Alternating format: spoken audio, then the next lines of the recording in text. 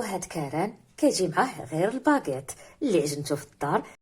نزيدو عليه شويه د الملحه، نزيدو عليه الكمون، ونزيدو عليه الفلفله حاره، حمراء حاره اللي هي السودانيه، وهذا هو كاران. السلام عليكم. اليوم فكرت نصوب معكم الأكلة الشعبية المعروفة في وجدة اللي هي كاران.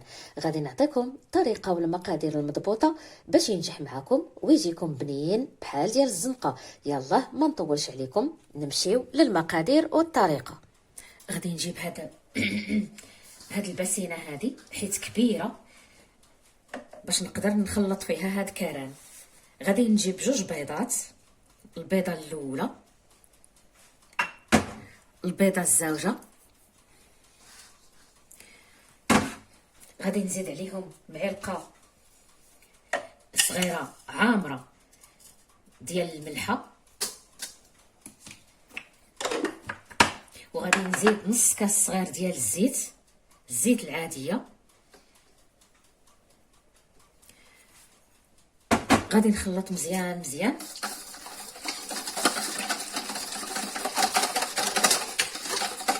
تيتخلط هذا البيض مع الزيت.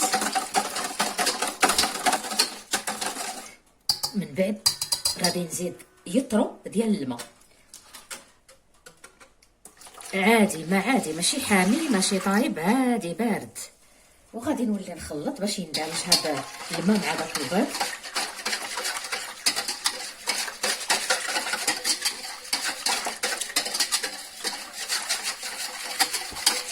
صافي. من بعد غادي نزيد 250 غرام ديال الكاران اللي هو الحمص مطحون.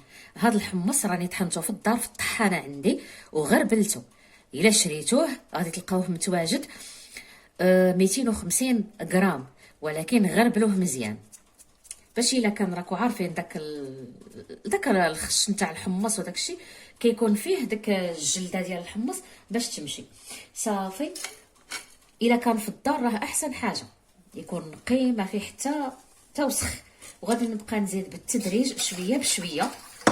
هاد 250 غرام يليق لها يطرو ديال الماء، يجي هو هذاك لان الحمص كيشرب. غادي نبقى نزيد غير بشويه ونخلط باش ما يتكورش هذا الحمص. هذا الدقيق الحمص الا درتوه كامل وعاد بقيتو تزيدوا فوقو الماء بحال غادي يتكور ويعذبكم في التخلاط. مي هكا الا درتو الماء السوائل هي الاولى وبقى بنادم يزيد عاد شويه بشويه. من بعد منين تخلطوه راه ممكن انكم تخلطوه وتفوتوه في الصفاي باش ما يبقاوش دوك الا بقاو لكم مكورين. صافي. الا كان مزيان بلا ما تفوتوه في الصفاي. هاني انا نزيد غير بشويه بشويه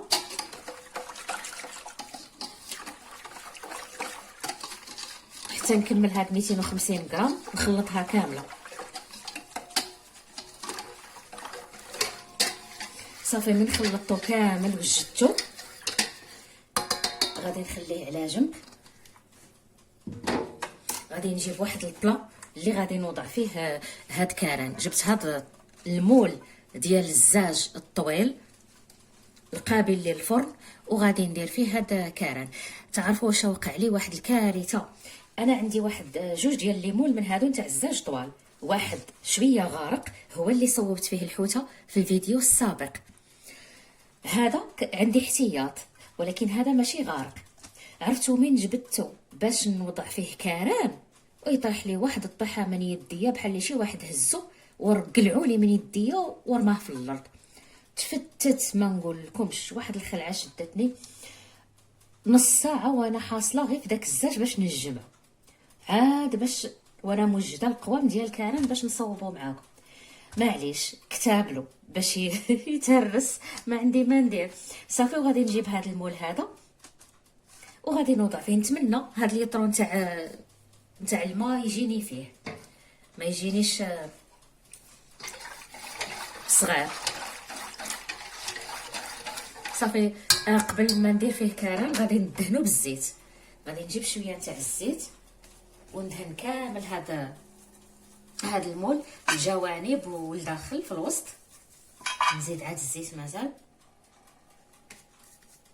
الفران راني وضعته يسخن قبيله، هذه 15 دقيقه، نص ساعه ولا ربع ساعه، ماشي مشكل. المهم خص الفران يكون سخون مزيان مزيان.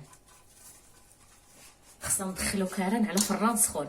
والا كان عندكم الفران تاع الحومه مزيان، ما كانش في الفران تاع الضوء ولا الفران ديال الغاز، ماشي مشكل. صافي، وغادي نوضع هذا الكاران هنا. يا ربي يجي هو هذاك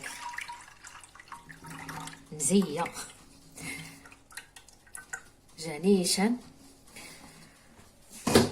حيت خص يكون المول يكون غارق على ود هاد ليطرون تاع الماء.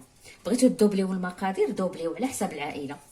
صافي، غادي نديرو في الفران يطيب، ولكن ما غاديش نشعل عليه من الفوق ومن الاسفل، غادي نشعل غير من الاسفل واحد المده ديال 45 دقيقه. علاش؟ لان المول ديال الزاج باش كتوصل له الحراره كيبطا باش توصل له الحراره. بينما الا كان عندكم المول ديال الانوكس ولا ديال هذا، راه دغيا كيطيب. خليوه غير مده 30 دقيقه حتى ل 45 دقيقه. صافي، على درجه حراره اعلى درجه. انا عندي الفران فيه 250 درجه، غادي نوضعو على 250 درجه. كان 240 نديروه في 240 درجه. شوفوا الله يحضر السلامه كي ولا تفتت. ها نتوما ولا فتات. بقى فيا بزاف لحق شحال من عام هو عندي، ولكن دا الباس معليش، اللهم جات فيه ولا تجي فيا. ايوا مزيه بعدا عندي هذاك الاخر احتياط. وهذا هو الشكل النهائي ديال كاران، بنه وريحه ما نقول لكمش عليها. جربوها بهذه الطريقه وردوا عليا الخبر في التعاليق. الى عجبكم الفيديو ما تنساوش تشتركوا في القناه وديروا جيم للتشجيع. بالصحه والراحه، ونتلاقاو في الفيديو الجاي ان شاء الله.